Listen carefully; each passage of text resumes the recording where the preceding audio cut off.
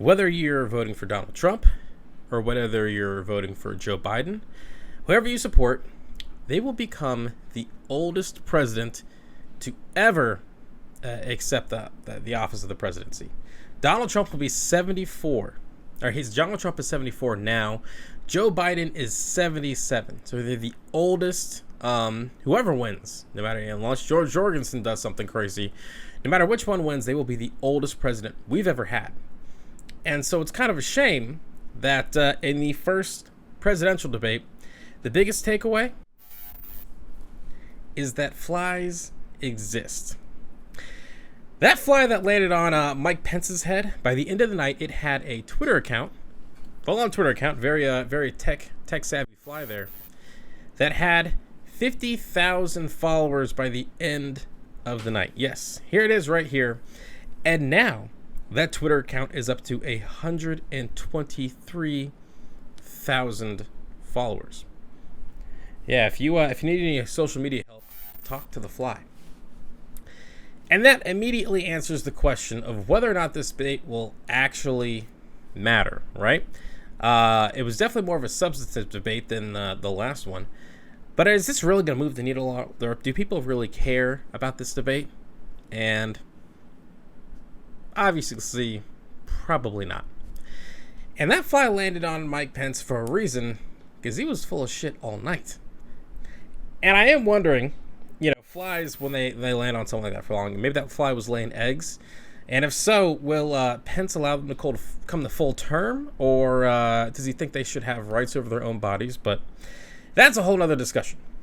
But from the beginning of this debate, Pence painted a very, very, very rosy picture of how COVID has hit the United States.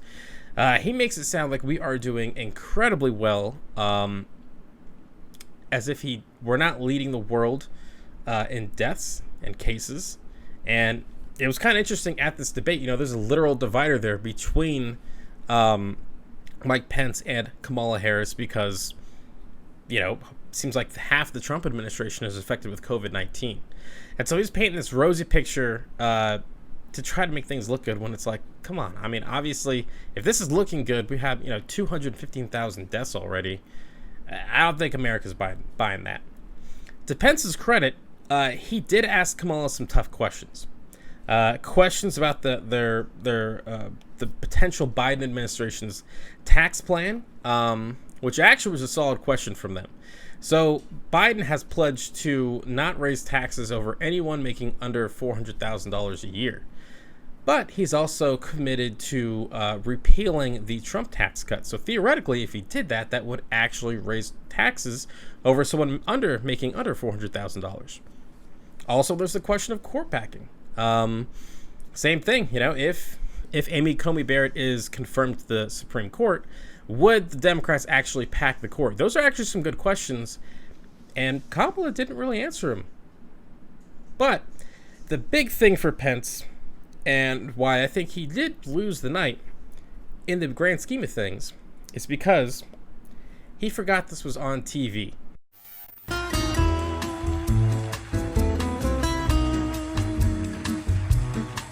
Well, let's get but Susan, this is important. Susan, I want to add, but here. Mr. Vice President, I'm speaking. I'm speaking.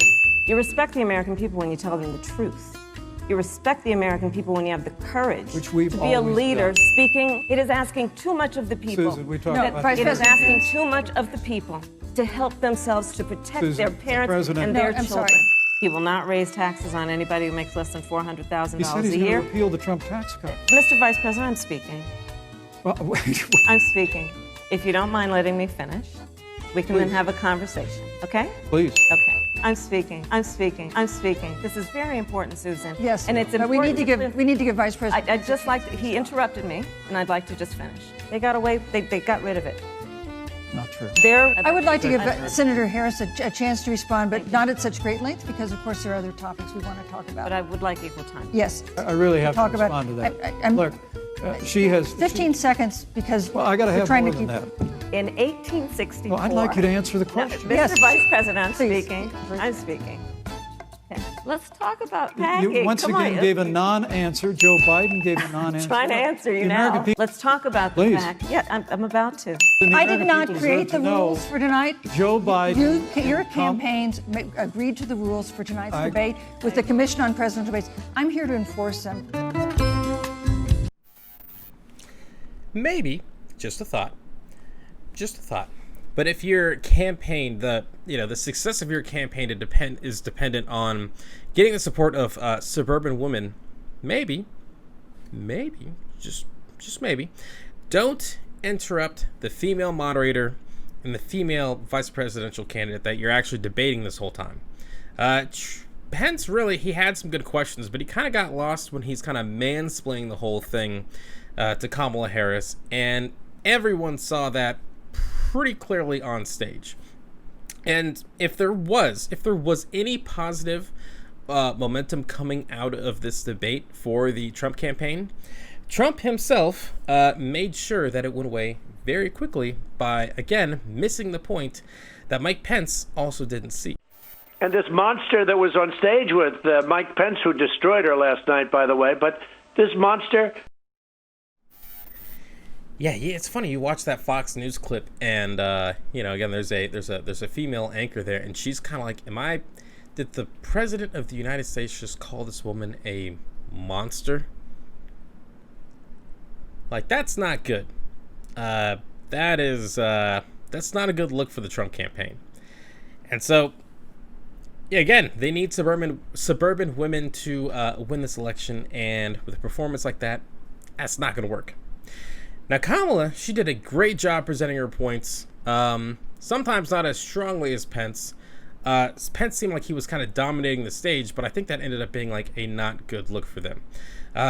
With Kamala, it seems, and with Biden himself, it kind of seems like they're more playing to not lose instead of win, because again, they're ahead by so much in the polls, so they're really trying to not make a mistake. So it seems like in the debates they haven't really been kind of commanding the stage there. But again, this is probably not going to move the needle very much. There's recent polls out there that have Trump down by 12 points, 14 points. I saw one 16 points.